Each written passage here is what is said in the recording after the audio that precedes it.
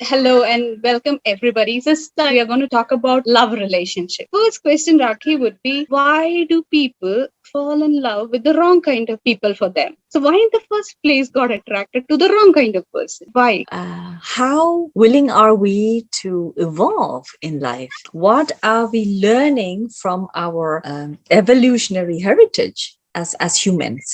As families, as people, because when we have been programmed to have a certain idea about love, so the first question each one of us should be asking is, can I define love? How does it look like? How does it feel like? What is love for me? What Yeah. kind of a love do I enjoy being around? See, love is not just one kind of love, right? So it's such a beautiful, it's such a sacred space. So how does that sacred space look like and feel? Can I feel into what I am calling as love? So then you will see how your definition of love looks like. Is your definition, as broad as from the far east to the far west? Or does love mean it's like a tunnel, tunnel vision for you?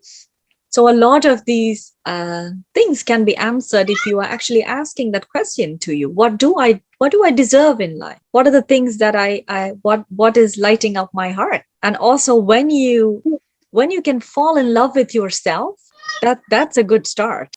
Ask yourself, okay, am I being honest? Am I writing this down, or am I thinking about this in a very sincere way? Or am I just making it all up to just make myself feel better? So if you can stop cheating on yourself, you can define love from a very clear space. So, and again, this is something that I feel every individual at one point should give time for. What kind of a person I am, what lights up my heart, what are the things that I stand for in life, what defines me, what will I fight for, what will I, what do I stand for in life? So you see that definition will get clearer and clearer every time you're sitting with it. So then you know that, okay, what kind of a home? Love doesn't immediately mean that, oh, you get married and you build a home. Absolutely not. But still, you need to especially when you are talking about relationships, you need to even think of what kind of an atmosphere do I enjoy when I'm at home? Am I someone The who person would, should feel home. yes, what is that sense of home for me? How do I define that? So instead of defining all of these beautiful sacred things for the sake of the society, or for the sake of social media, or just for the sake of your parents or your neighbors or friends, you have to define it and make it clear for yourself, because what works for you, what the definition, whatever that you have brought out from your heart and soul, might be boring for someone or might be absolutely ridiculous for another person, but that's still okay. You're allowed. You are really allowed, truly allowed to define what these beautiful things mean to you. So it gives you a clear choice. It reminds you of your own power, right? It actually reminds you that, hey, I am in charge of my life. I can be in the driver's seat. I can choose where I am navigating to, what I'm going towards, how I can take those steps, and how I can be clear about who I want to be, or who I want my energy and time to be spent with. Who do I want to spend that energy and time? So Rakhi, suppose if my definition of love was, I like somebody who is very possessive, and I like it, and then after a point of time, when you get settled with that person, the same possessiveness starts irritating you. Was that my definition of love then in the first place, right? Or like getting attracted to a narcissist, and as you know, like narcissists usually love bomb you in your initial period, but as a person, you can't see through it. The love bombing as like a genuine love. If the person is just love bombing you, you can't, you're so blinded. You love the whole love bombing part. And then later on, you just realize that it was all fake. So why couldn't somebody see through it in the first place? Yes. I think first of all, we need to really understand and remember that we are allowed to make a mistake. We are allowed to think of someone in a certain way, and we are allowed to not feel it anymore. We are all evolving. So maybe the young woman in her early 20s, she was influenced. That is also, we are always influenced by everything that's happening around us, at least a lot of us. So we are told that there is a definition of love and marriage or home and connection, which looks in a certain way. So when we are in our 30s, maybe that's when a lot of women wake up, because they look back and they wonder, okay, wow, what happened to my life? Did I actually build a family with this person who was not treating me right? So yes, first of all, we are allowed to define something in our early 20s in a completely different way, and then look back upon it when you're 30 or 40 and see what we have done because of that choice. And also knowing that nothing is a death sentence. So again, we have to look at ourselves and see what part we have played in this drama. What was our role? How did we get here?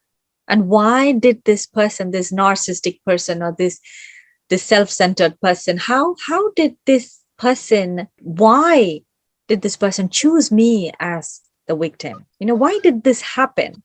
Right? So really looking at ourselves is always the best and the easiest ways to find true answers. So when you I are think it doing a lot of shadow work, you see that, what are your patterns? What are the loops? What are the cycles that you are circling in life? Maybe you saw that kind of a love at home. That's the thing with a lot of us. What we see at home, sometimes we run the other way around, because we know that, okay, I never want to be with a person like, my mom or my dad.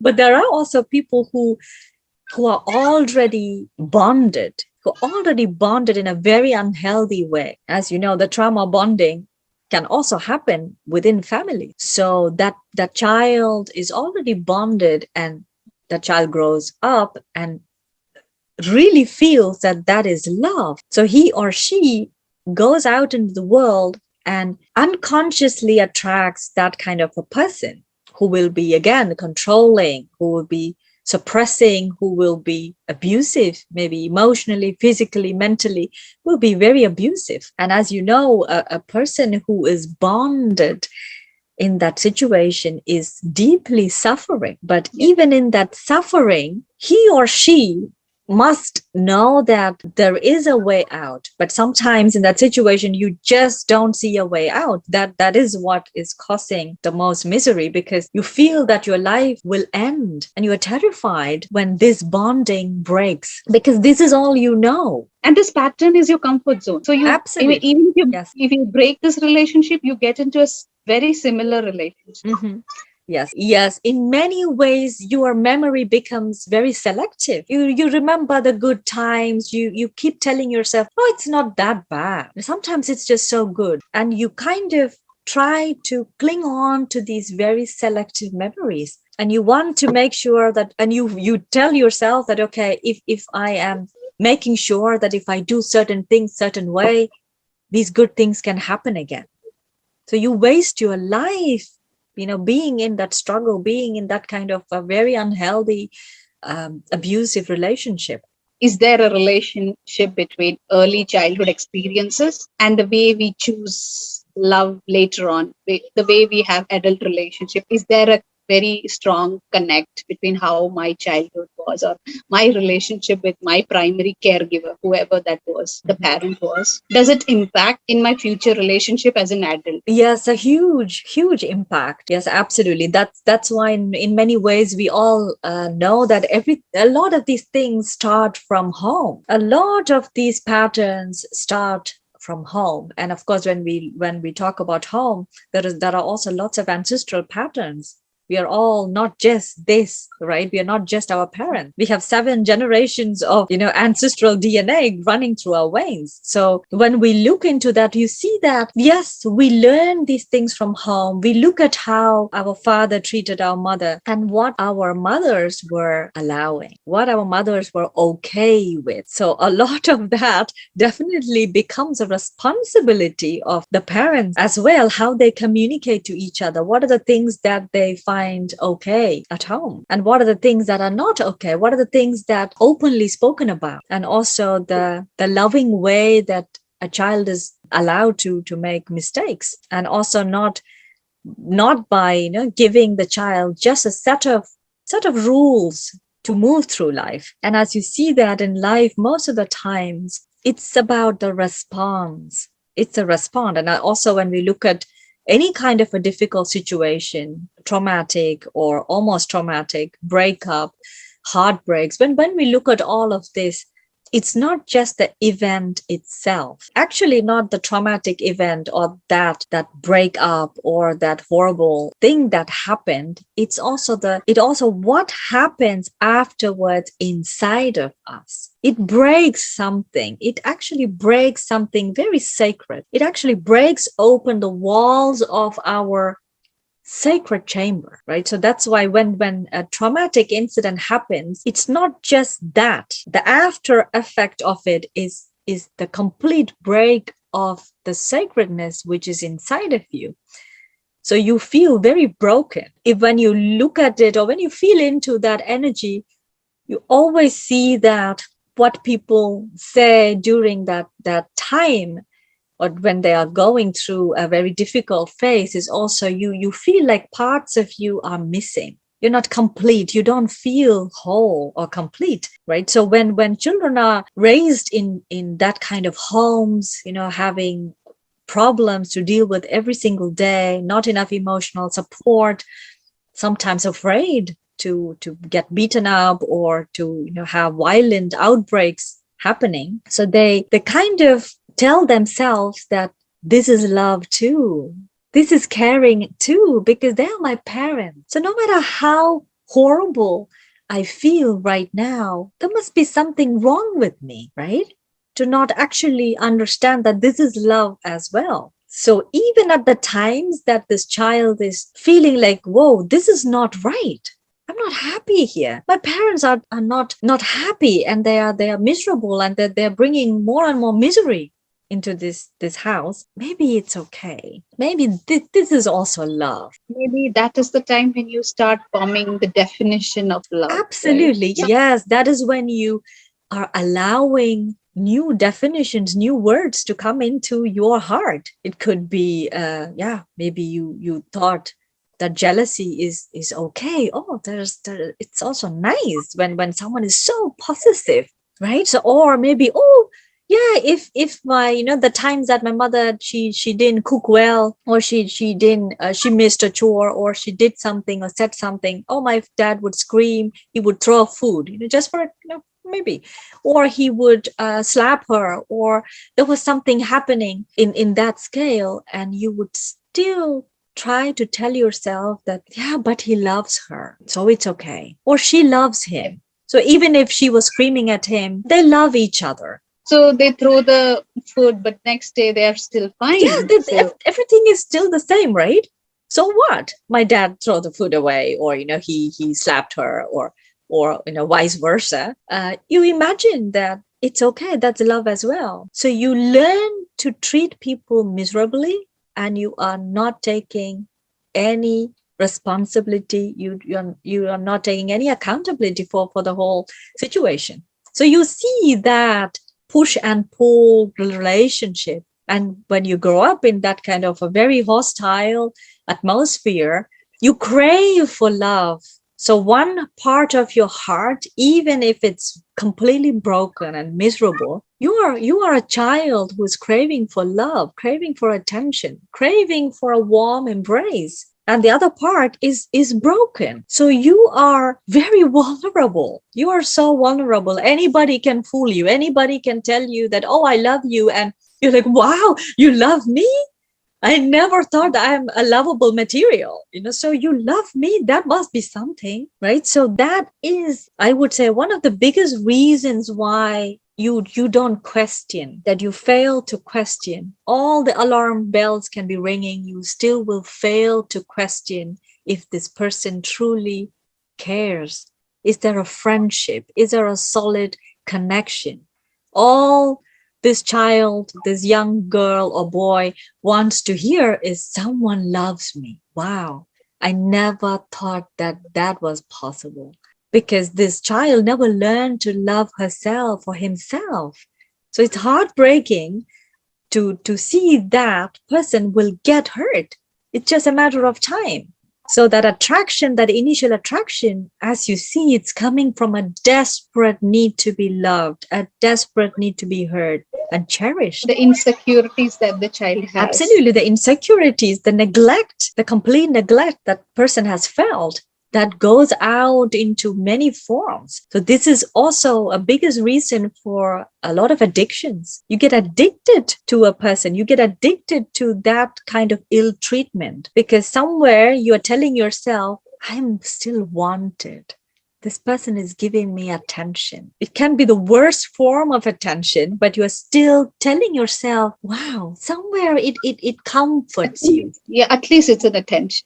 Yes, at least, Yeah. he's bothered about me. He loves me. That's why he beats me up. That's why, he tells me, not to go out with my friends.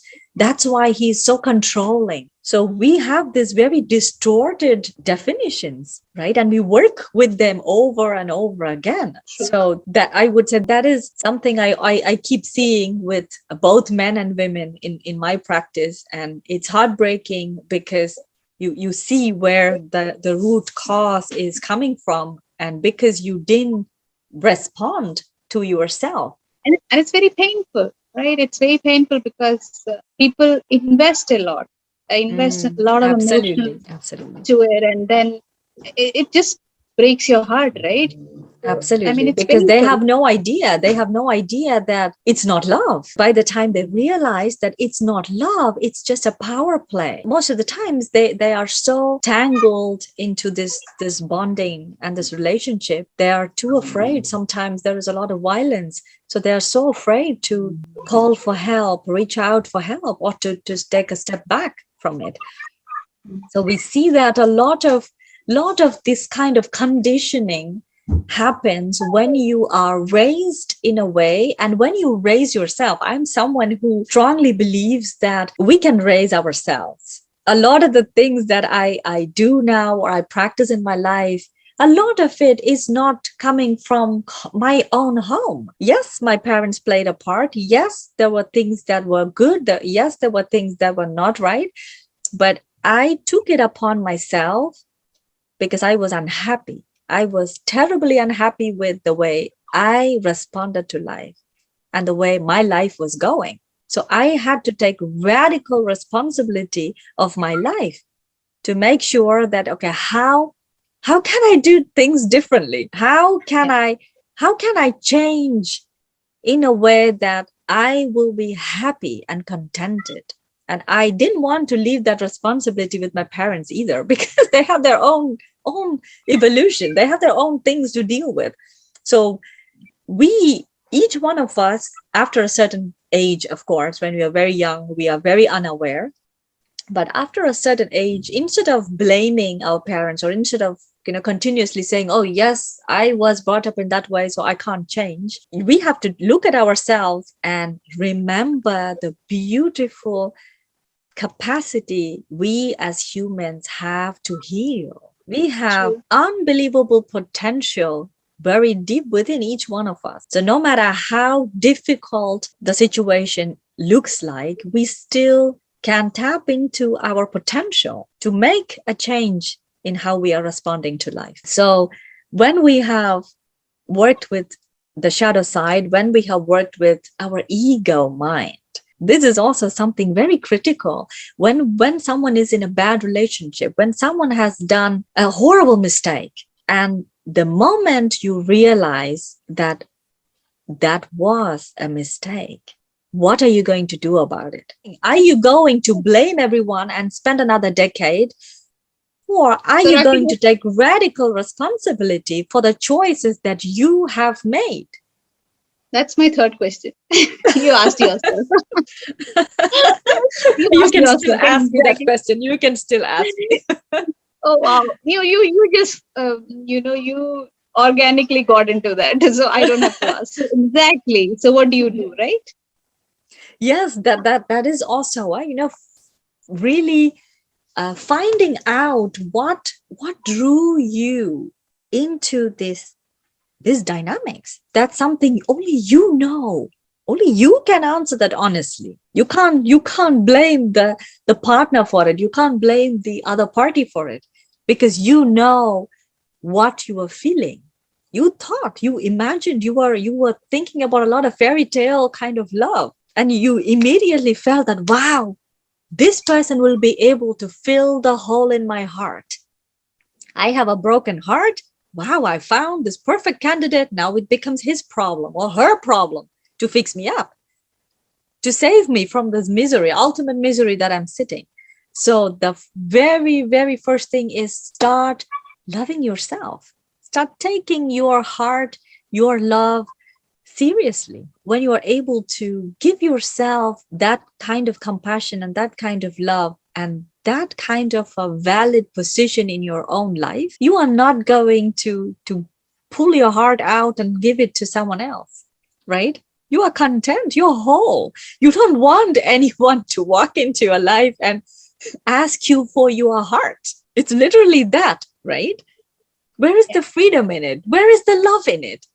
When you have to literally take your heart and physical heart and give it into someone's hands and say, okay, my love, you got my heart. Where is the companionship in it? I think I forgot which poem was it, but to your point, it's like uh, someone trying to find their missing piece, and Mhm. this missing piece, that's love for me. Like I'm searching everywhere for the missing piece, and then the person at a point of time realizes, I need to be whole myself first.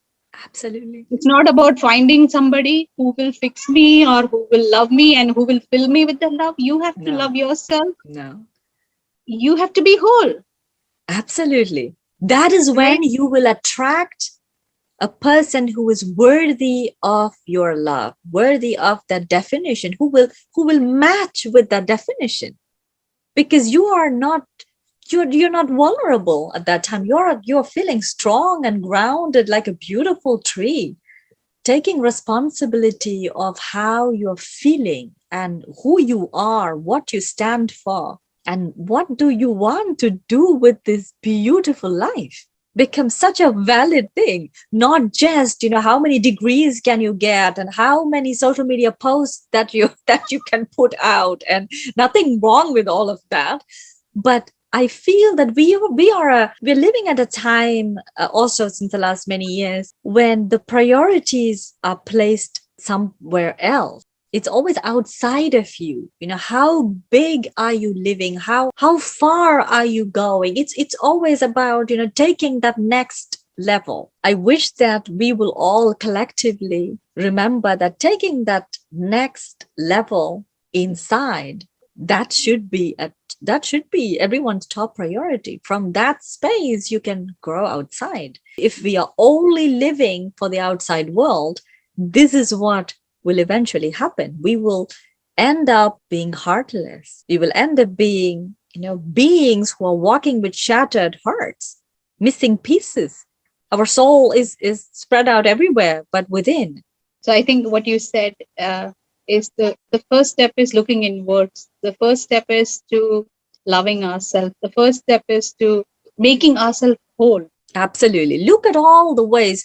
And that is also something I absolutely love with traditional ways of looking at humans. Traditional ways of looking at humans were always, we healed, like I said last time, I think I mentioned it last time, we always healed with art and poetry and music and wonderful nature. We were nurtured like that. So why do we shy away from going back into our roots? And it's absolutely important to remember that we are not, I'm not saying we should all go back to being hunter gatherers. That's not what I am suggesting, but to really take what is great right now and take what was working and was beautiful back in the days. So being connected to us, and also painting or cooking, or having all these beautiful, wonderful books around you where you can nourish yourself.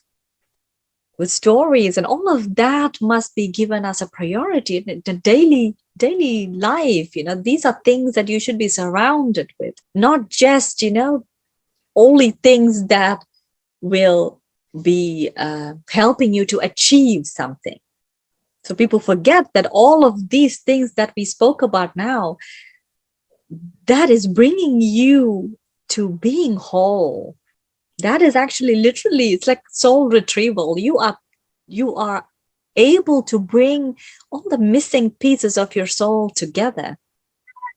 That's how you are learning about who you are before all the bonding, all the attachments, all the trauma and pain. Who are you, or who were you before that? And when you start writing definitions for love and everything, love and dharma and home, and when your definitions will come from that space, it will be transforming. It will be beautiful. There will be no aggression in it. There will be absolutely no stairs that you need to climb up. You will move everywhere naturally. So running behind what your eyes are showing you, right? That is where the biggest mistake happens most of the times. Think of how your heart is feeling. Learn to connect to your heart. Talk to yourself. Ask yourself, this person might not be an achiever, like how my parents or my neighbors or my friends would be cheering on. Yeah, this person might be someone different, but my heart is beating for this person. So why should I not why should I not look into it deeper? So what you might be feeling for someone, that could be very different for another person, right? So only and to be able to know what you're feeling, we have to first move through the area of ancestral traumas and also all of the issues that we have dealt with in the past as a child. So a lot of these things, as you see, we come down always to investing time to take care of yourself. That doesn't only mean taking care of your hair or your face or your clothes and going out and going out and nourishing with food. It truly means coming in terms with your feelings, coming in terms with your emotions, getting in touch with all of that. So when you are allowing yourself that much time, and of course, in many people will be like, I don't have this much time. I have work, I have a life. But you forget that maybe 5 minutes a day, check in with yourself. I always tell everyone it's so easy. When you hear it in the beginning, it's like, oh, I am not a healer, or, oh, maybe you can do it. No, every single one of us can do it. Just simply raising your hands, just keep it in your heart space. Just ask yourself honestly, how do I feel today? How is my heart? How do I feel today? Can you give yourself that much time? Don't you deserve it? Are you not worth that time? So when you are checking in, you are very honest. There is no one you need to prove. There is nobody, standing near you asking you, okay, what was your answer? No, it's simply for yourself. So starting with that, you will see that you will bond with yourself. You have a friendship with yourself. It's not a narcissistic, a lot of us are afraid that, oh, that's something our mothers would always say, or our parents would say, oh, you're very selfish, that you are asking how you feel. But it's not. This is the only way to evolve. This is the only way to function well. So when you know who you are and what you are feeling, you will see that life will look differently. because your response to people, your response to situations will automatically change. You will not bleed into others, because that's what we see happening, right? Also, the narcissistic partner or the violent partner, he or she is in pain. They are in deep suffering. So when they are bleeding and when they don't know how to help themselves, to put a band-aid around their heart, that is when they're bleeding on to their partners and everyone around in the family. Thank you so much, Rakhi. This Uh, was an immense joy listening to you. Yes. So, yeah. So, thanks for the time today. Till we meet next thank you. time. Thank you so much. Lots of Thank you. love. Thank you so much. Thank you for Thank everyone you. watching. Thank We you. hope that it helps Thank you. every single person who is watching. Lots of And then, love. yeah, I would also like to say if people want to share any topics that they would like us to discuss, please to share. We'll put that on our list and we'll take it up. Right, Rakhi? Yes. Yes. Thank Thank you you. so much. Lots of Thank love to you. you. Bye Thank you bye. so much, Sophia. Bye You're a bye. blessing. Thank you.